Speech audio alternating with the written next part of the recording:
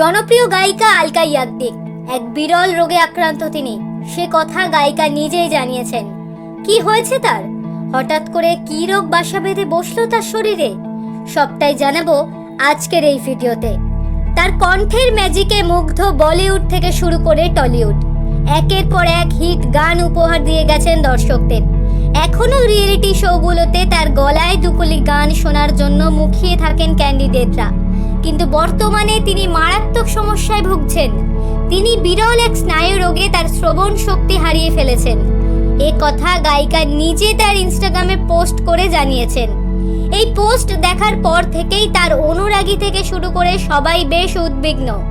Social মিডিয়ায় এক প্রকার হইচই সৃষ্টি করে দিয়েছে এই পোস্ট করে আলকা ইয়াগনিক জানান, আমার সমস্ত বন্ধু, ভক্ত এবং শুভাকাঙ্ক্ষীদের জানাই, কয়েক সপ্তাহ আগে আমি একটি বিমানে যাচ্ছিলাম।